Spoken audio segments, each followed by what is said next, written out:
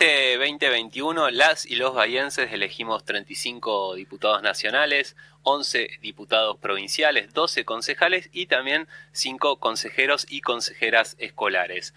En Bahía Blanca, Juntos compite con una lista de unidad que la encabeza Adrián Juglar y que tiene en segundo término a Fabiola Bossi. Ella actualmente se desempeña como presidenta del Consejo Escolar Bahiense y vamos a estar conversando con ella para conocerla un poco más, conocer su visión de Bahía Blanca y también para preguntarle cuáles son las propuestas que llevará al Consejo Deliberante. Fabiola, buenas tardes. Juan Iguanino te saluda desde la Radio Pública de Bahía Blanca. ¿Cómo estás? Hola, muy bien, muy buenas tardes. Buenas tardes, un gusto. Igualmente. Bueno, Fabiola, decíamos que actualmente sos titular del Consejo Escolar Bahiense. Vos fuiste electa en 2019, ¿no?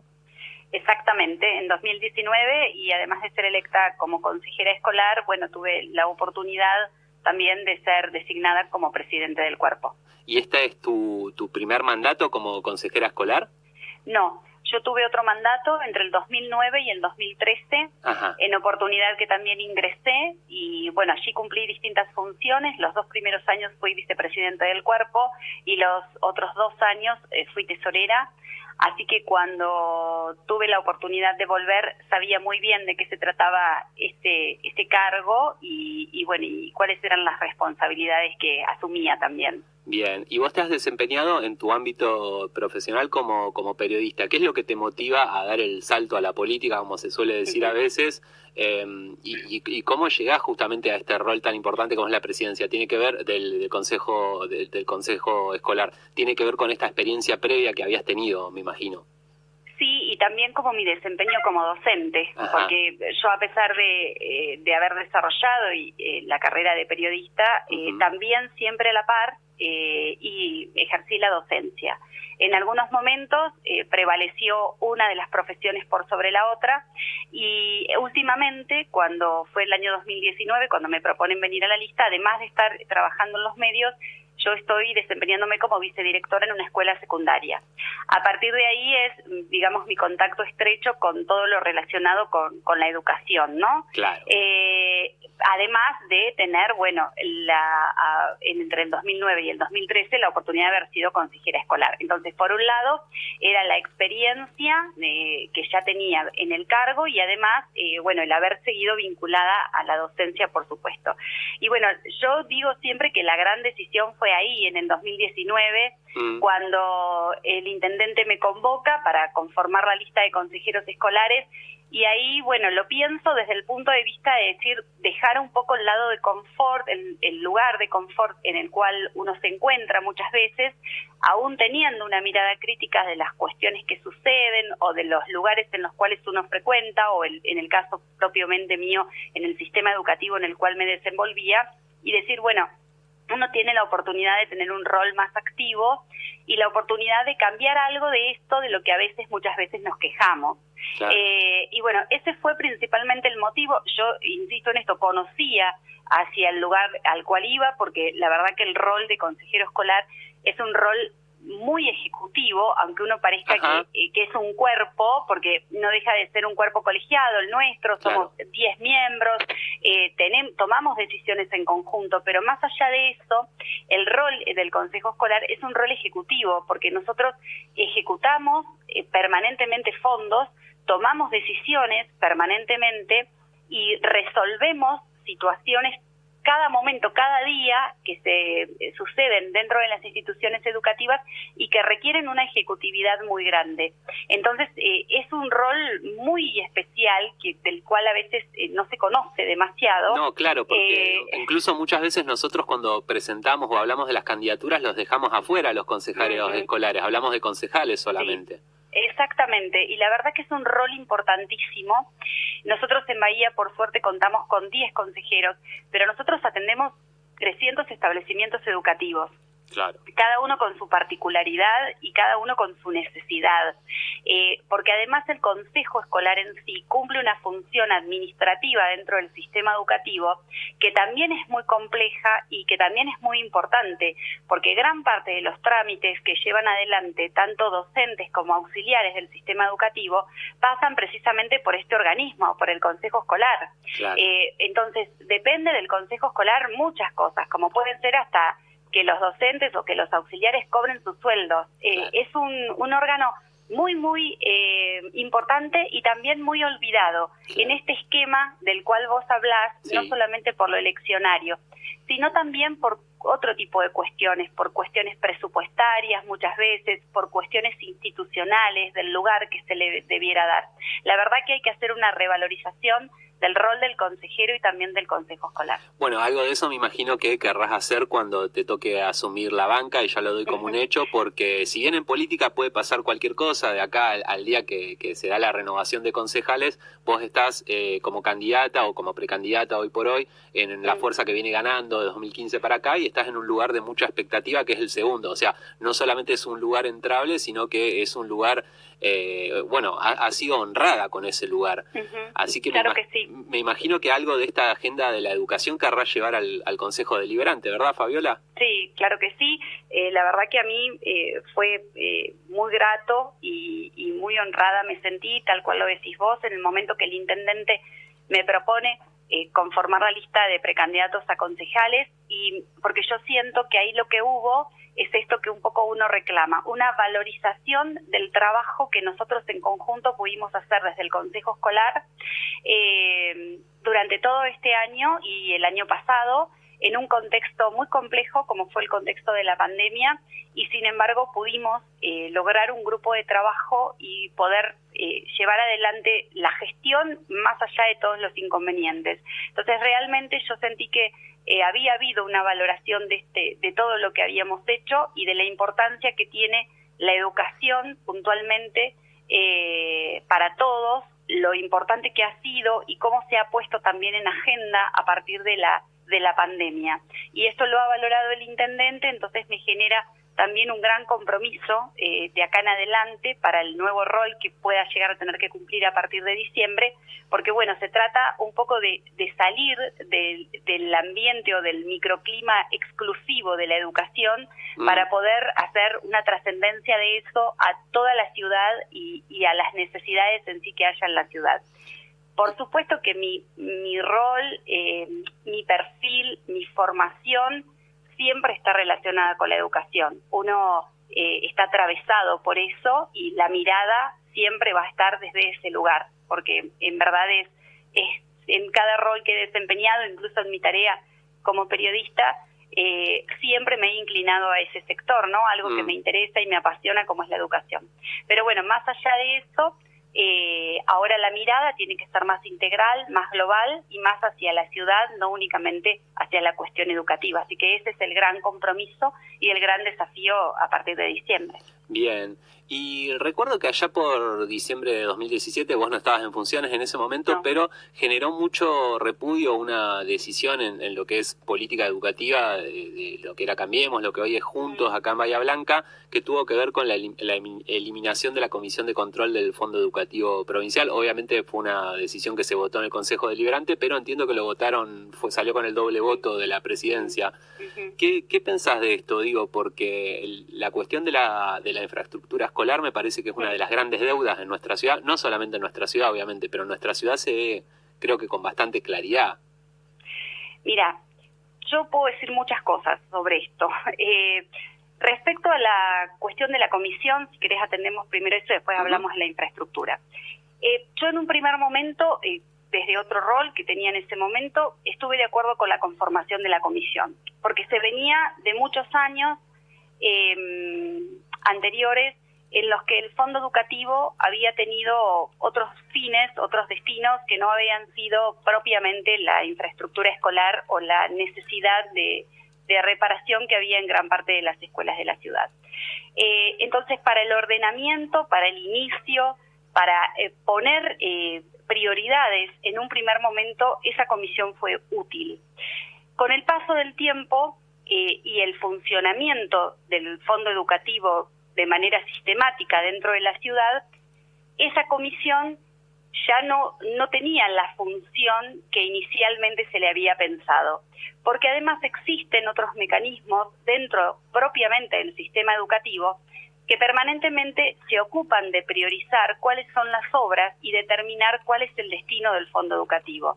Uno de estas cuestiones que existen se llama UEGD y es una unidad de gestión que conforman todos los actores del sistema educativo, consejeros escolares, jefes distritales, los inspectores jefes de las distintas áreas de educación, los gremios docentes, los gremios estatales, el municipio, infraestructura escolar, un montón de gente que conforma una mesa en la cual se discute. Estas mesas además tienen reuniones de manera mensual en el distrito y discute permanentemente el orden de prioridades.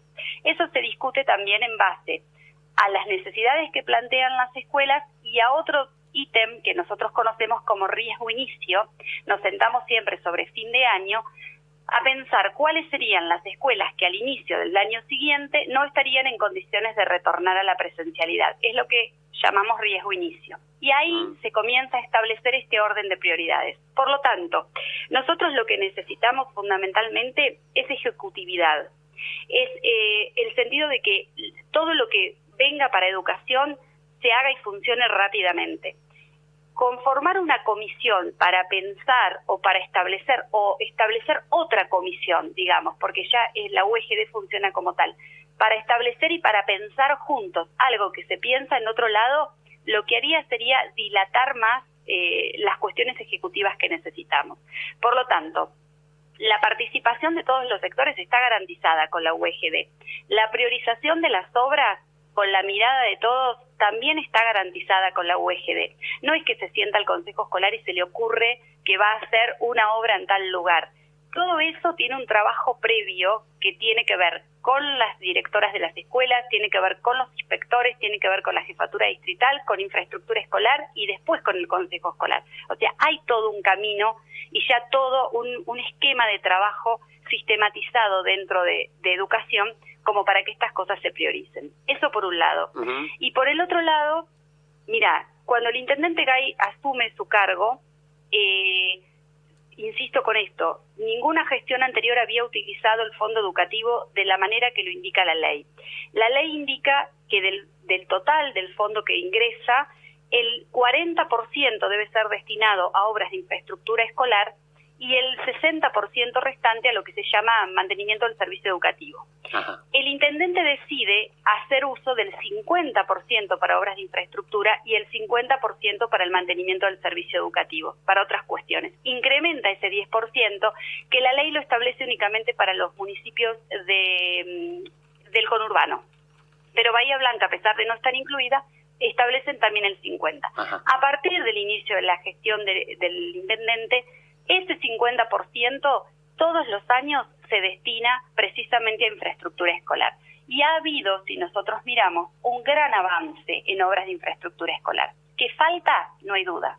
Mucho y muchísimo falta en infraestructura, porque hubo muchos años, muchísimos anteriores, en los cuales la inversión fue muy poca, muy baja, donde en verdad no alcanzaba o a veces era muy difícil que llegue a un lugar tan lejano donde se tomaban las decisiones, que era La Plata, llegar a las cuestiones que se necesitaban, ¿no? Uh-huh. La verdad que la ley de financiamiento del fondo educativo me parece que fue una excelente medida, que sirve y mucho, que hay que sostenerla, que hay que usarla y que hay que ejecutarla permanentemente.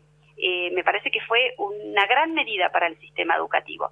Y creo que en estos años de gestión se puede ver plasmado en la ciudad cómo esas obras están hechas. Hay muchas escuelas que se han construido, hay escuelas que se están haciendo prácticamente de vuelta pero bueno, esto tiene que ver también con que hay un uso y un buen uso del fondo. Claro, yo no sé si es algo tan visible, o sea, nos podemos poner a discutir con los números que no tengo y tampoco tengo por qué descreer de lo que me decís, pero me parece que no es algo visible o palpable. Pienso en la Escuela 2, me parece que es un ícono, ¿no?, de esa falta de mejora en la infraestructura escolar que se necesita. O recuerdo también, seguramente vos lo recordás, la escuela de Nosito, que habían hecho el video ese hablando en chino. La 36. La 36, ¿cómo te lo tenemos que pedir? Que le decían a Gay. Obviamente se entiende, ¿no?, que lo que es infraestructura escolar no se resuelve en un solo periodo y que es un tema que venimos arrastrando de hace años. Respecto a la eliminación de la comisión, entiendo lo que decís, pero me parece que también se pierde la función de la oposición, que es la de controlar también.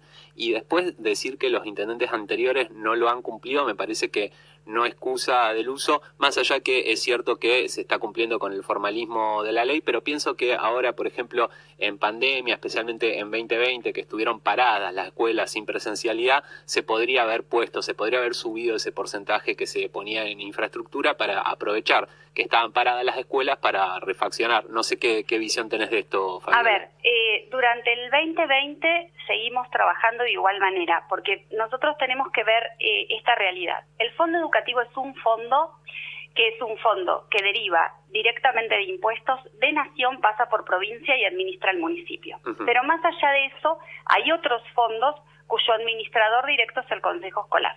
Todos los que son obras de mantenimiento y obras menores en los edificios, que mira, tenemos que pensar que nosotros tenemos 250 edificios propios, tiene la dirección de escuelas, ¿no? O sea, es como si vos tuvieras 250 casas en las que tenés que hacerle mantenimiento de manera permanente. Claro. De eso se ocupa Consejo Escolar. Por ejemplo, un baño que se tapa, una ventana que se rompe, las lámparas que se cambian, todo lo que se te ocurra que existe como necesidad de mantenimiento de un edificio permanente, en el que, por ejemplo, en algunos lugares transitan más de 1.000 personas por día, como nos puede pasar en las escuelas técnicas, por ejemplo, que son inmensas y demás. Claro.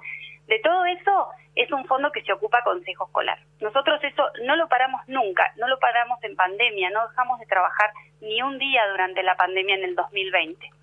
Otro tipo de mantenimiento puede ser el corte de pasto, la limpieza de canaletas. Esas son cuestiones que se hacen permanentemente en las escuelas, que a lo mejor no se ve, como decís vos, pero que el mantenimiento existe y existió en pandemia. Las obras que estaban iniciadas en pandemia continuaron. Al principio hubo restricciones porque los mismos trabajadores no podían concurrir, ¿no? O sea, unas restricciones generales. Pero después, en la medida que la construcción fue liberada, las obras continuaron. Seguramente el ritmo no fue el ritmo que hubiéramos tenido en un año común, porque había otros problemas que trajo la pandemia, como puede ser que no se conseguían, por ejemplo, repuestos o algunos materiales de construcción. Vos nombraste la Escuela 2. Sí. La Escuela 2 por fuera sigue vallada, pero adentro la Escuela 2 está siendo arreglada. Se le hicieron nuevos los baños a la Escuela Primaria 2, la Escuela Secundaria 6 que funciona allí, el Instituto 86 o el ex Instituto 86 que tiene una batería de baños y el Instituto Avanza que tiene otra batería de baños.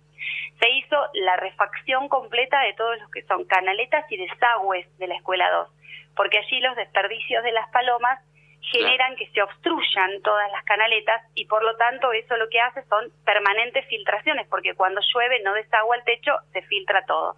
Eso se hizo también y se terminó en pandemia. En la Escuela 2 se está haciendo ahora lo último, un ascensor para precisamente el instituto que funciona en el primer piso tenga acceso. Y también se está reformando, que es lo último que se está terminando, la cocina de la escuela primaria, de la parte de primaria. O sea, vos mirás la 2 y es un ejemplo de lo que decimos, que siempre falta, y falta sí, y falta muchísimo, porque a la 2 nos falta. Cuando terminemos con esto, nos va a faltar los techos, la cubierta entera de semejante edificio. Y después de eso, el frente, que es el gran desafío para todos los bahienses, ¿no? Un día poder sacar ese vallado y tener el frente de la Escuela 2 como nos gustaría, como monumento histórico que es. Pero a lo que me refiero es que es a veces muy difícil quitarnos esta idea generalizada que está impuesta de que todas las escuelas están mal o que no se hace nada. En las escuelas se hace mucho, muchísimo, todos los días. No paramos de trabajar en el Consejo Escolar. Y de verdad defiendo esto porque es un trabajo que los 10 consejeros, independientemente del color político que tenemos, hacemos todos los días y hacemos todo para que la presencialidad sea un hecho. El caso de la Escuela 36, que vos lo nombraste, es una escuela en la que también se hicieron obras. Muchas veces la necesidad que existe y que es real y que es mucha, y por allí la intención y la buena intención que tiene la comunidad de que su escuela es la más importante y es la primera, hace que se pierda de vista la generalidad.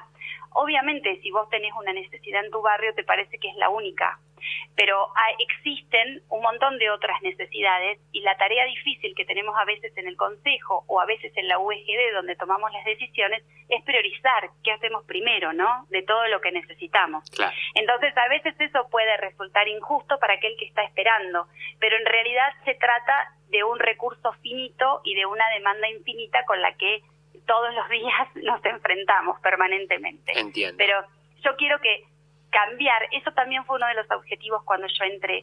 Yo quería cambiar esta idea de que todo está mal en educación, de que no se hace nada, porque en educación se hace y mucho, muchísimo. Adentro de las escuelas, los docentes y los directivos trabajan muchísimo, todo el mundo pone el hombro. Bien. Se trabaja y se trabaja muy bien realmente, y tenemos que cambiar esa imagen o esa idea colectiva que existe. Bien, está muy bueno esto que nos has contado de la Escuela 2, que por ahí la mayoría lo desconocemos. Está bueno que se sepa, porque uno ve la fachada y muchas veces se queda con eso. Así que te agradezco, Fabiola, por este tiempo, ayudándonos a entender lo que ha sido tu gestión, lo que se está haciendo, y espero que a lo largo de la campaña podamos volver a conversar en algún momento. ¿Cómo no? Bueno. Gracias, muchísimas gracias. Gracias a vos, un gusto, un fuerte abrazo. Bueno, gracias, hasta la próxima. Hasta la próxima.